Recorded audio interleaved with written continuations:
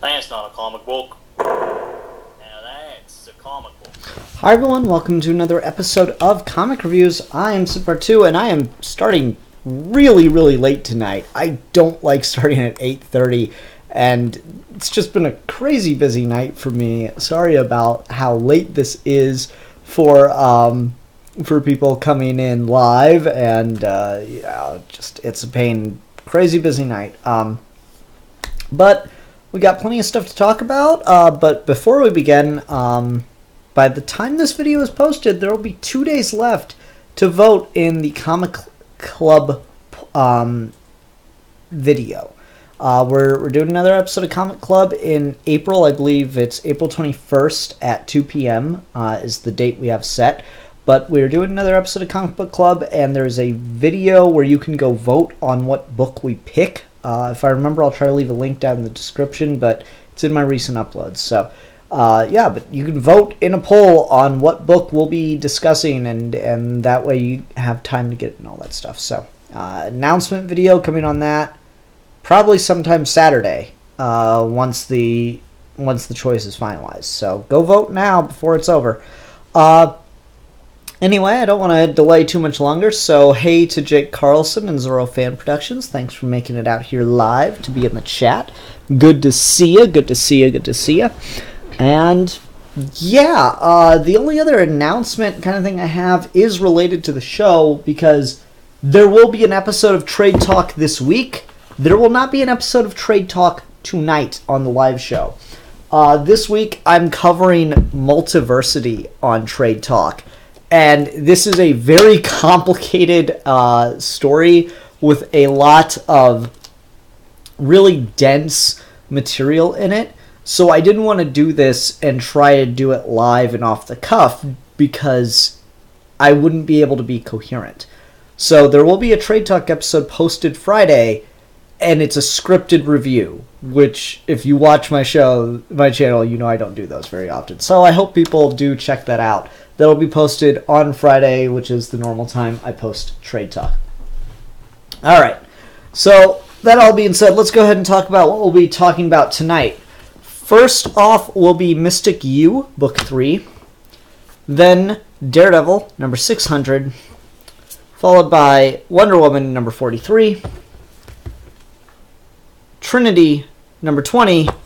And I screwed up and forgot a book.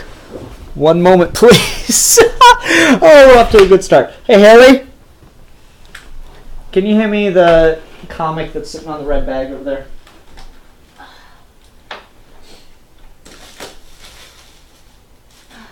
Thank you. Love you. Yep.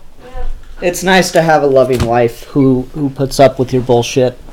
I always got to recommend getting a loving wife who puts up with your bullshit, or husband, or whatever you're into. Anyway, Batman Beyond number 18 will be the final book we talk about this week. I forgot to take it out of the board. Anyway, so let's go ahead and get started with Mystik U, Book 3. Is this over? Is this the end of the first chapter? Like all endings, it's also a beginning. We find out who the Malevolence is. There are major revelations. The school's first 2 semesters have come to an end, and their kids are going away for winter break. Does that mean the first proper arc is concluded? Yeah, Jake, it's the 3rd issue. Okay, so Jake said it ends at 4. Fuck if I know. There's a lot about this book that, at least for the monthly kind of thing, or not even monthly, bi-monthly, it is awful to read in single issues. I've already talked about a lot of my problems with Mystik U, but God, this book is clearly not meant to be read 2 months apart each time, because it's just incomprehensible. at times. Like, there's these really subtle character motivations. I feel like I need to reread the issues before I get to it. And that's both a problem and not a problem. It's a problem because it makes it really hard for a reader to enjoy. It's not as big a problem as it should be because everybody writes like that now. It's very rare to find writers who do a good job on telling a story that sticks with you 2 months later. So, especially this is like a really intricate kind of mystery, anything could happen style story. And this is just really, really bad idea for a book to be coming out monthly like that, or bi-monthly. Again, it's not even monthly, it's bi-monthly. So there's just this huge gap of time in between issues. And for such a complex story, that is a terrible idea. And just a lot happens in this issue, so I guess kudos for having a lot of story occur. But again, there's just like this real sense of no stakes. It feels almost inhuman to me, and it's kind of ridiculous to do that. So, at the end of the last issue, Faust Jr. and Zatanna started to kiss and hook up. And then he's got to be very careful with how he uses his powers, otherwise he could kill somebody. And he wasn't being careful enough and he killed Zatanna. So the kids rush and they go get one of the professors to try to save her. And he tells them, Zatanna's dead. There's nothing I can do for her. But then suddenly, Pi manages to use her powers, and we find out in this issue she's a necromancer. She manages to use her powers to bring Zatanna back. Okay. Cool. Fine. That's a lot of plot reveal all back to back to back. But cool. The character that everyone cares about for this book is not dead. Damn, Faust really did a number on you. You don't remember the biatches? No, I do. It's all coming back now. Hope you also remember the chapter on Loracle enchantments you were covering for our study group. Not entirely sure about that. That's okay, Z. I can help you do your summary. They're just already back on schoolwork. That's just, it's too fast. There's no emotional weight to the fact that she just got resurrected from the fucking dead. Like, okay, you are in a study group with your friends, and it's for a really important class that you all need to be able to graduate. And you're all working on a group project, but then your friend is in a horrible car accident. You happen to get to the hospital, and you see them on the table having flatlined and being brought back with the paddles or whatever. The first fucking thing you ask them once they're in recovery is, so we still good on that paper? It's just, it feels inhuman. It feels like this book has all these big things that happen, and it was that way in the first issue. The Zatar just disappears into hell. Zatanna freaks out for like 2 panels, and then gets brought to school and just not a care in the world. Barely mentions her father the rest of the book, and that's just, what? I don't know. I want to like this book, and there are things about it I definitely enjoy, but just the characterization here is really, really weak. I don't feel like I'm reading actual characters. I feel like I'm reading talking heads. That and just things happen so fast. I feel like there are pages missing from this, where like Pi just like has to confront that she has these powers, and like there's this big dramatic scene of her raising the dead to protect herself from Faust Jr., which is what he wanted her to do. He was trying to make a point. And then you just turn the page and that scene's over. There should be a cooldown scene. If you have a book coming out 2 months apart, you should have more time to write this and add these kind of scenes. This should just be longer if it's going to take this long to come out. There's really no excuse for how rushed and just incomplete this book feels. I am just very unpleased with it, or displeased with it, rather. There's just a lot that goes down. Like, then there's other stuff that's just, wait, did this even happen? Or am I reading a dream sequence? One of the teachers says, I've already, the malevolence has already corrupted the other students in our group, and they could prove to be formidable allies. Luckily, I made contingency plans in case something happened to me. Finals are spellbound and set, safe from your meddling. There will be 3 tests, and if the first 2 do not destroy them, then the last one certainly will. Okay, 3 tests, 3 trials. As he says that, they wake up in hell.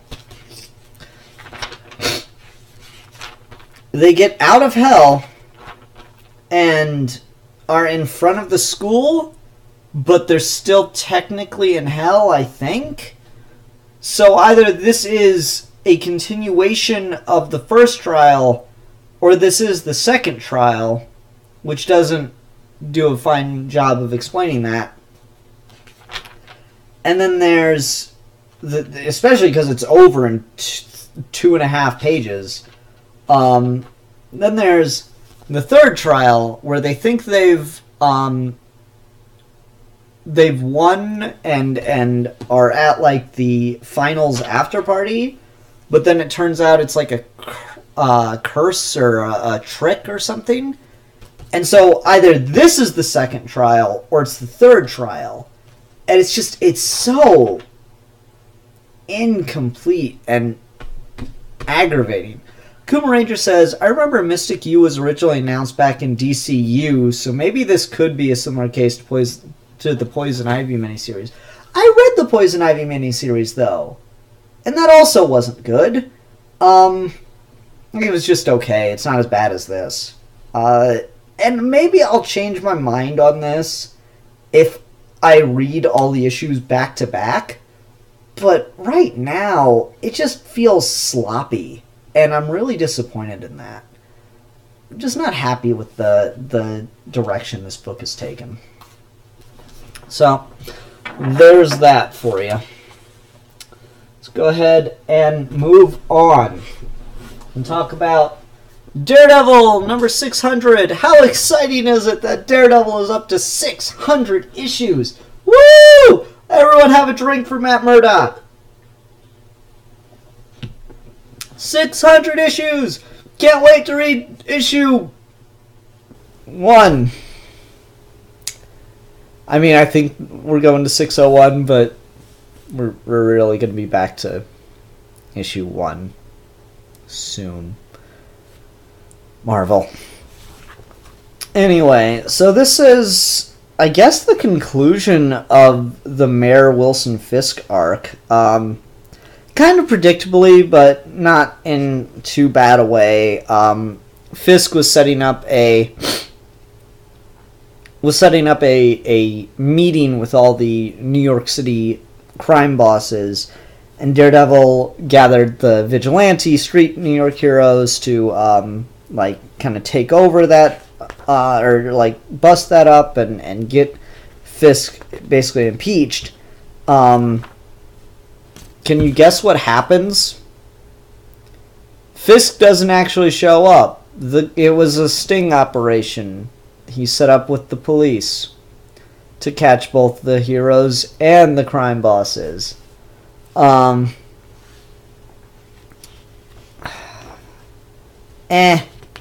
Whatever. So anyways, that happens, and there's background stuff with Blind Spot and Muse that I'll talk about in a minute. But anyway, that happens, so Daredevil goes to confront Fisk directly, and they get in a fight on the rooftop, but Matt doesn't want to hit Fisk at all, so he can't have bruises to use against him. And I did kind of like this moment where Fisk raises this sledgehammer to his own face to hit himself, and Matt stops him, but Fisk uses that opportunity to beat the shit out of Matt. So yeah, he uses it to beat the shit out of Matt, and then he goes to give this speech, and again, this feels like pages are missing. Like, I really felt like I missed a page turn, because he just leaves Matt kind of unconscious on the ground, it looks like, and then I get page turn, and he's just giving a speech, and I was like, wait, what? But no, that's how it goes. But during his speech, he is attacked by the Hand, and blah, blah, blah, blah, blah, blah, blah. Matt, while being arrested, listens to the conversations going on, and Matt Murdock is now the acting mayor of New York City. But Daredevil's arrested in the back of a police van. So, drama. Then there's a backup with Foggy Nelson. It's a backup with Foggy Nelson. I don't really care about Foggy Nelson. I also need to talk about the thing with Muse and Blind Spot, because like it's basically half the issue of Muse and Blind Spot fighting, and Blind Spot gives in to some kind of demonic force. I know nothing about this character, so whatever. Muse has... I like Muse as a villain, though. He has some really creepy villainy speeches, and I quite like that. I gotta find his art. It's art! That was really cool. I like that. But anyway, so he is basically just trying to get Muse to kill him, kind of typical. Blind Spot asks Muse, why do you kill people? Why? You know why, Blind Spot. It's the same reason you want to kill me right now. It makes you better, it makes you strong, it shows them your power, it says something, it means something, it solves your problems, it gives you control. You're big, they're small. It's art! It's art! It's art! It's art! It's art! You know, it's a cool villain speech. I like it. I like Muse's gimmick as a villain that does big paintings and stuff. That's kind of cool. But he dies in this issue, so that's disappointing.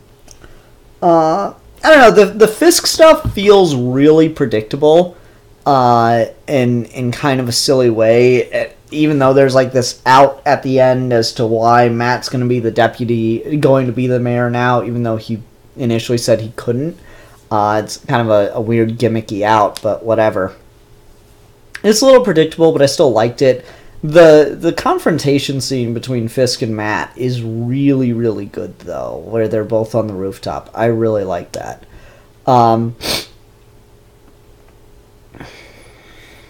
Otherwise, I don't know. Just an okay issue. It's alright. I was a little disappointed by some of the art. Like, it's... For a 600th issue, this is some pretty sketchy-ass art. Like, I think that this dude over here, he doesn't even have, like, a proper face. He's just got mouth line and glasses and, like, a little shadow for a nose. That's, like, some really low detail for a character that's, you know... It's not like he's in the background. That's pretty prominent on the panel. And, I mean, look at Fisk's face there. Again, kind of... you know, very sketchy. So this was just okay.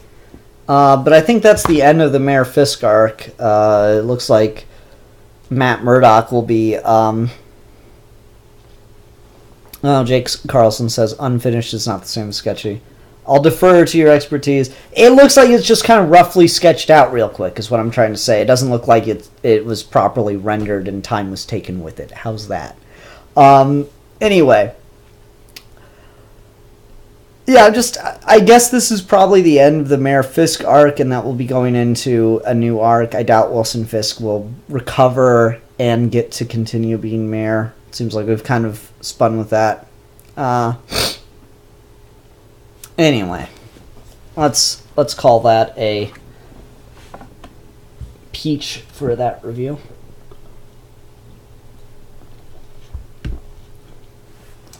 Anyway.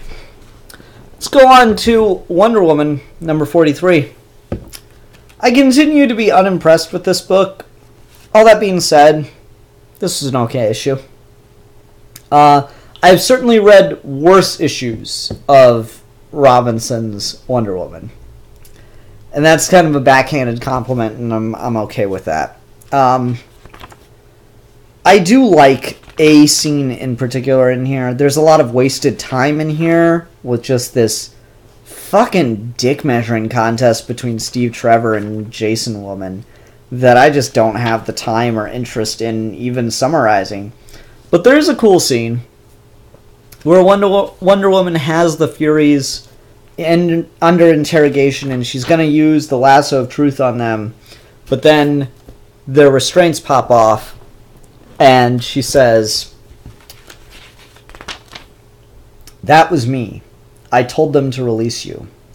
Lashina, your weapons are on the floor in front of you. Now come here and try to withstand me now," as she goes to, fight them. Because instead of just interrogating them with the lasso, she wants to fight them because she feels like that would be a way to do them honor for giving her information. And it seems like kind of a waste of time, and it kind of backfires and immediately, fucks the situation with what Darkseid was planning, but I mean, that's kind of a cool moment for Wonder Woman, if nothing else. I don't know. It's just another thing where I'm just like, that's okay. It's whatever. I really don't care. I just don't care about this book right now, and that's disappointing because I love Wonder Woman, and I would love for some good Wonder Woman stuff. I will say Darkseid's plan, his little evil master plan, is on the clever side, because he knows he has limited resources, and so instead of invading Argus to take what he needs from them, he takes Argus. You see the boom tube kind of come outside the building and touch the building, and then teleportation, and then they're all just abandoned, dropped right in the middle of the Amazon desert. Or Amazon jungle, not Amazon desert. So yeah, Darkseid just stole the floor of the building that they were all on. And that was kind of, I don't know, it's whatever. And so now Wonder Woman's squaring off with a fight against Darkseid. Okay, let's see if Robinson can somehow find a way to screw that up. Don't have much to say about it. It's when it's good, it's just okay. That's really unfortunate. Oh, Haley is watching TV, so let me scoot my camera. There we go. Let's see what's going on in the live comments.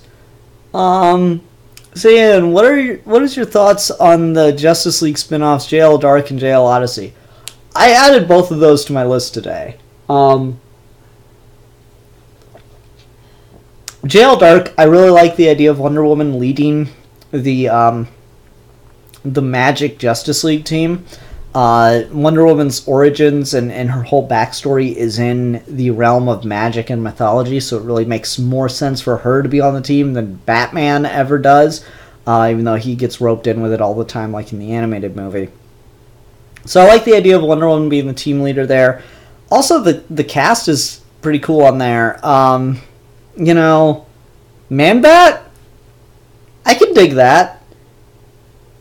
Detective Chimp, I'm a little sketchy on, but I don't know. That I'm kind of interested in. It's certainly got a lineup that I'm intrigued by, if nothing else. Let me put it that way. And then Justice League Odyssey.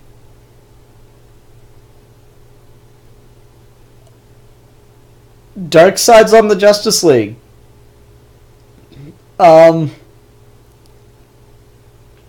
Darkseid's on the Justice League. Okay. I mean, how can you not want to figure out what the hell that book's going to be? Oh man, that just looks absolutely freaking bananas. And that one I'm getting just because Sejic is on it, Steven Sejic, and I really like his art. And I hope that if a lot of people buy stuff that he's on for DC, DC will give him a book because he's a really good writer and artist. So it'd be fun to see him. It'd be fun to see him do just his own book in DC, particularly if it were Harley and Ivy related. Dude posted just a picture of Harley and Ivy like grabbing hands and like it was vertically oriented, so Ivy was pulling Harley up. And, like, all it was is just their hands and their arms. It's, so many layers to that. It's perfect.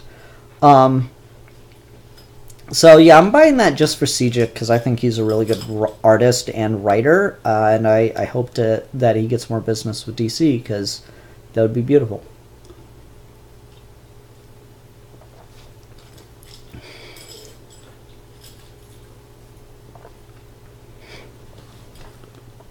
Wait. Jake Carlson is saying... Nah, I think... Who's the artist on Snyder's Justice League going to be? Because I'm not buying anything with Snyder's name on it. I just don't care enough anymore. And I don't want to just sit there and talk shit about a writer for every single time. Who's the artist on Snyder's Justice League, though? And of course, everyone's really excited for Bendis on Superman. I'm getting Action Comics 1000. I'll decide what of Bendis I'll be getting after that. Jim Chung and Jorge Jimenez, the artist from Super Sons. Oh, okay. Yeah, you know, I'm sure he's going to do great work. I really do like his Super Sons work. It's just when Super Sons is ending, I'd rather just have more of that. But, you know, what you going to do? But now I'm not interested in a Snyder Justice League book. It's probably just going to be... I can't not make the joke. Come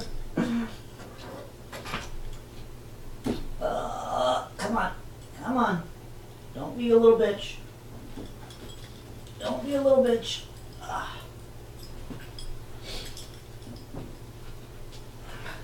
I've actually already read Snyder's Justice League. I thought it was better the first time. I don't really need to reread it.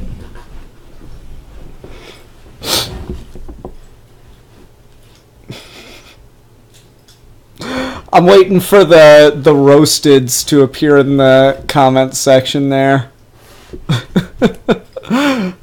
That joke you probably saw coming from a mile away, but I couldn't help myself.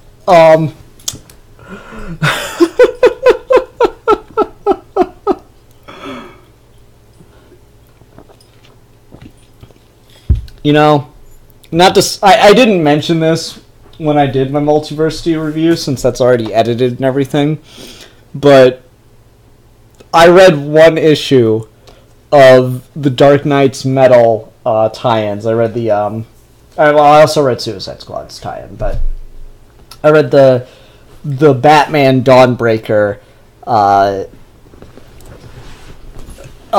tie-in issue, and like it's drawn out, over-explained, kind of dumb multiversity. Like the whole premise, from what I understand, just seems like again, I don't know what to do with that dude. Every time I even just hearing about the story, I can't help but go, but Morrison did that exact thing, and it just happened. I feel bad because I don't want to just sit here and hate on Scott Snyder all the time. I mean, I'll throw up a little shade. This joke was a bit of shade, and maybe he doesn't quite deserve that. I haven't even read anything about what his Justice League is going to be besides it's the animated series lineup, but come on. Anyway, let's not be mean to Scott Snyder. He's doing his best. Let's go ahead and move along to Trinity, number 20. Another Robinson book. It seems Robinson comes out at the same time. You get You get Wonder Woman and then Trinity seem to come out on the same week. This is The Search for Steve Trevor, Part 1. And in this book, the search for Steve Trevor. You get a prologue of seeing Steve Trevor get captured by, what's his name? Demos, and transformed into something. And then you get just a whole issue of Batman, Superman, and Wonder Woman trying to find him by doing some plan that Batman's got. And it just basically turns into a big excuse to get, you know, some cool shots and fights. I do kind of like that because it's just refreshing to get some kind of dumb action in a comic. But at the same time, it took a long time to get to this point. This is just as they start to fight everybody. And it's, let's see here, a page before the halfway point. Oh shit. Don't really care that much with this book, but yeah, like, there you go. There's your halfway point where they're actually in the middle of the fight, and then you start getting the fight concluded just in big action pages, so you just, like, the speed at which I was flipping through that is pretty much the speed at which I was reading it. I will say to the artist, like, this looks really cool. I can't help but feel like, you know, the script here is probably like, Wonder Woman fights a giant, like, Egyptian-looking robot. And she does it, and it's just, it's a cool dynamic shot. Paneling down here is pretty cool.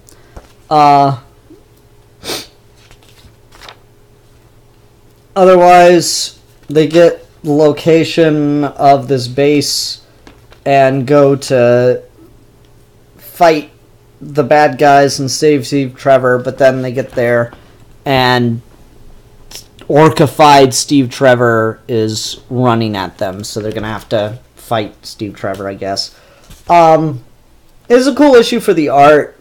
The story's just okay. I kind of like that we're doing the damsel in distress story with Steve Trevor, where the whole league has to get together to save Steve Trevor. Half the good part of the league. Nah, I'm kidding. Has to get together to save Steve Trevor. So, you know, that was okay. Oh. Kuma Ranger says, wait, Demos, that nobody who DC tried to make bigger villain than Brainiac in Convergence? Why? Because the last arc was all about the fucking Forgotten Zone or whatever that's called, and the center of the earth, and Demos and yada yada yada. Let me just read the room real quick, because I got a bunch of other stuff I need to talk about, but let me just read the room. Morrison's Justice League. Should I do a trade talk series on it? Just give me some yeses or nos in the comments. While you're doing that, I'm going to open the next issue, because I forgot to take it out of its wrapping.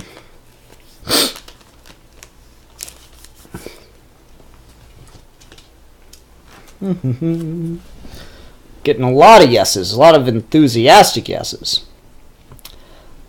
Oh. Alright, so before we go on to the final book, yep, getting a lot of yeses from Morrison's JLA. That's good, because I do need something, and yeah, that'll be good, because the first volume's really short, and I need a short book to read this weekend. It'll basically just be you gushing the whole time. Worth it. Thanks, Dr. Holocron. Thank you so much. Really feeling the love, buddy. Feeling that love. Just all over me. Alright, yep. Morrison's JLA. I'll start that next week. Because I got some other stuff, but... maybe not next week. We'll see. We'll see what I do next week, because I bought Journey. Show that off real quick, because I was definitely curious. Oh, that's too thick, yeah. I bought Journey, because that Introduction issue definitely got me curious about just the quality of it. And again, I just like genies, so thought it was cool. And I got the volume for like $10. And sometimes the quality of books you get, just disappointing. That's why I don't like buying comics in the mail or online and getting them through the mail, you know? It just, like, if you can't look at the book, it's disappointing. Oh well. Anyway. Let's go ahead and talk about the last single issue this week, which is Batman Beyond number... I can't read the number. Number 18. So, again, I can't help but feel like Jurgens is writing this for a really young audience, or he's just never learned when enough is enough and to just fucking pay off a beat. Because, like, the way this is written, there are all these, and this has been, like, throughout his entire run, not counting the Tim Drake stuff. This has been throughout his entire run. It's not necessarily a problem, but it's beginning to become incredibly obvious. Where he'll spend a lot of time building something up and finally reveal it like it's some big moment. But it's like, dude, we saw it coming from miles away. Just do it, and then we'll decide if it's interesting. You're making too big a stink out of the reveal. And especially with this cover, you got Matt, Terry's little brother, breaking the glass case that Robin's costume is kept in. Okay. Matt is going to be Robin. This has been set up for like 2 story arcs now. It's pretty ridiculous. We have pretty much solid confirmation that Matt is going to be Robin. I'm waiting to see if Max is going to be Batgirl. We'll see what comes of that. But then, like, we've already had Terry in just intense danger throughout this entire arc, where his life keeps being threatened and threatened and threatened. And in this issue, his life is threatened even more, to even more extreme degrees. And finally, at the very end of the issue, Matt decides to grab the stuff and go be Robin.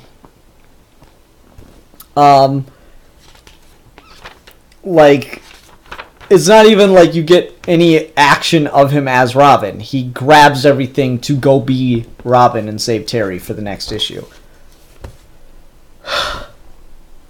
Just get on with it. Jesus, it's just forever and a day. We also get this reveal that Payback, the villain that was apparently from the show, who I don't remember, though Batman Beyond had a lot of that, of introducing a villain for one episode and then never doing anything with them again. Payback is revealed to not be the child that he was in the cartoon, but to be that child's father. Payback was a kid named Kenny, and he, got a robot suit or something, whatever. And Terry stopped him from committing crimes, and Kenny was sent to a youth rehab center. But apparently, dark twist, he was tortured and bullied and hurt really badly there, and committed suicide. And so his father, who survived him, blames Batman for that. And so he's trying to get payback on Batman. That's okay. I actually kind of like that. That's not a bad motivation for the character and stuff. I can dig that. Otherwise, it's just okay. It'd be one thing if I were reading it in trade, but again, it's been like 2 or 3 story arcs that we've been setting up Matt to be Robin. Just do it. They did the same thing so many times in this run where it's like, we know what's coming. We are well aware. Just do it. Like the Damian reveal, the Bruce is alive reveal, the Joker's alive reveal, all that shit. We get it. Just do it already. it's just spinning wheels a lot. It's like, I know what's going to happen. Just get on with it. And that's kind of my attitude to this whole book. I don't really have much to say about the art. It's been pretty consistent this whole arc with this more minimalistic style. It's very effective for the Batman Beyond costume. I think it gets maybe a little weird looking with the people. Anyone else feel like this looks like Soviet propaganda? It's that very stern face, like that, just the worker destroying the evils of communism of capitalism with the hammer. It feels very, very Soviet art, proletariat art. There you go. And I don't know. Of my opinions on the Soviet Union that are controversial, my general ness, or I don't really like it, feelings toward their art is one I'm certainly comfortable sharing. But whatever. Ranger says, do you think Matt's Robin costume will have Tron lines? I don't think so, because I think he's just wearing Damien's costume. But I think that was more a joke about the light cycle that he has at the end here. And yeah, it definitely, like, for a hover cycle, it definitely looks like like something out of Tron. I do like the R in it, though. That's kind of cool for the hover wheels, whatever you call the glowy things. That's kind of cool. But otherwise, it's fine. I got a lot of that this week. A lot of it's just, it's fine. It's a fine week. It's a fine week too. It's sloppy. Yeah, so let's hear. Sloppy. Alright. Fine. It's just like that. Just a week. Lots of stuff. Nothing great. What can you do? Alright, folks, that will do it for this episode of Comic Reviews. I will say again to those that weren't here at the beginning and are unaware, I am doing Trade Talk this week on Multiversity, but because Multiversity is really fucking complicated, I felt the need to actually write out a script and record a video and do proper editing on it. So that is recorded, edited, rendered. I just gotta post it, and that'll be up on Friday. So that'll be up Friday when I normally just repost Trade Talk. That'll be up Friday at 12 o'clock in the afternoon Eastern Standard Time. If you just can't wait for it, you now have a time. So that'll do it for this episode of Comic Reviews. Everyone, thank you very much for watching. I hope you had a good time. Till next time. Bye.